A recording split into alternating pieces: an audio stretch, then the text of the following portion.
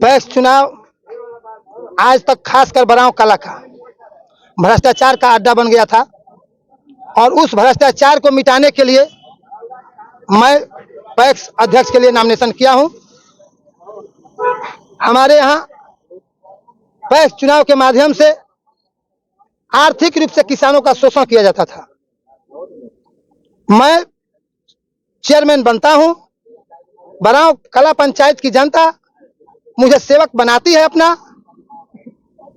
तो किसान के धान के दाम में जो सरकारी दर है 2300 रुपये प्रति क्विंटल, उसमें 1 पैसा का कटौती नहीं किया जाएगा। दूसरी बात,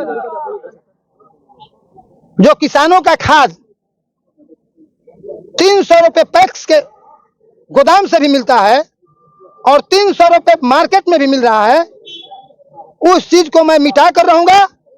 मैं सरकार के जो खाद का दाम होगा, जो सरकारी दर पर खाद आएगा 265 रुपये, मैं 265 रुपये किसानों का खाद देने का काम करूंगा।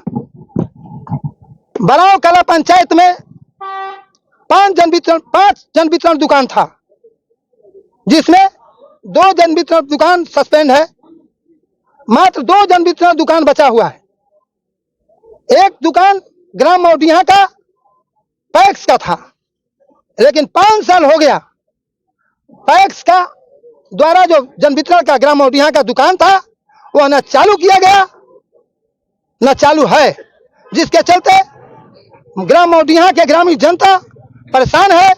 कभी दरिहर से राशन लेने जाती है, कभी यारकोटा, कभी बराव, अपने में जनता लड़ रही है। यह पैक्स अध्यक्ष का दायित्व बनता था कि राशन का दुकान जो पैक्स का है उसे चालू कराए और मौडिया ग्राम में जन वितरण का दुकान खोल करके उसे किसान मजदूर भाई के जन वितरण के जो लाभुक हैं उनको वितरण करने का काम करें। अगर मैं चेयरमैन से जीता तो सबसे मेरा पहला काम होगा कि जन वितरण का दुकान चालू करवाऊंगा और मौडिया गोदाम पर ही जन वितरण का वितरण किया जाएगा।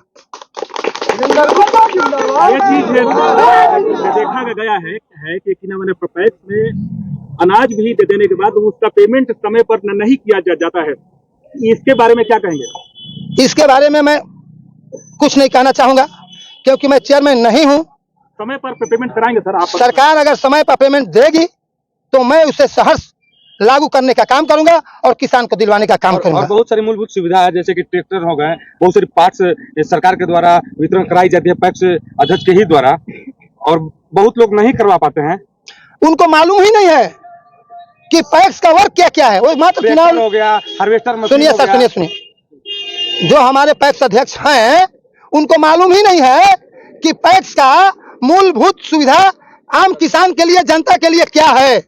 जिसको मालूम ही नहीं होगा वो अपने लाभुक को क्या सुविधा दिलवाएगा। मैं चेयरमैन बनता हूं तो जो मूलभूत सुविधा है सरकार के द्वारा, चाहे वह ट्रैक्टर के द्वारा किसान का खेती का काम हुआ, चाहे हार्वेस्टर के द्वारा वह किसान के धान का कटाई का काम हुआ, चाहे पैक्स बैंक के द्वारा छोटे छोटे मजदूर किसान भाई हैं, छोटे छोटे व्यवसायी हैं, उनको मैं ऋण दिलवाने का काम करूंगा, जिससे किसान को सेठ साहूकार के पास न जाना पड़े। कैसे निजात दिलवाइएगा? हम उनको ऋण दिलवा कर निजात दिलाने का काम करूंगा। यह सरकारी सुविधा में युक्त है। सरकार के द्वारा किसानों को, गरीबों को, जो देहात में, यह कोऑपरेटिव है, सहकारिता है, यह सहयोग के माध्यम से चलता है। और यह सहकारिता के माध्यम से, कोऑपरेटिव के माध्यम से, सहयोगियों के माध्यम से एक दूसरे के किसान का, मजदूर का दुख दर्द को समझना होगा कि हमारा भाई 5 रुपए 7 रुपए दर पर सूद पर पैसा उठाकर अपना काम चलाता है, वह सरकारी दर पर उसका 5000 अगर हम उसको अपने कोऑपरेटिव से लोन दिलवा दिए तो उसका निजात हो जाएगा, उसका काम हो जाएगा और सूद से वंचित भी हो जाएगा। नाम क्या पड़ा आपका? मेरा नाम वीरेंद्र प्रसाद गुप्ता है जी। तो ये थे वीरेंद्र प्रसाद गुप्ता। और बहुत सारी योजनाएं आने वाले समय में पैक्स के माध्यम से बिहार सरकार, भारत सरकार के द्वारा दिया जाएगा, जिसमें कृषि प्रधान देश, मेरा भारत देश कृषि प्रधान देश है। कृषि की बढ़ावा देने के लिए सबसे बड़ी उद्देश्य है। तो इन्होंने क्या कुछ कहा आपने सुने, और जीतने के बाद ये सारी बात को पूरा करेंगे। तो फिलहाल इतना ही काफी। जय हिंद।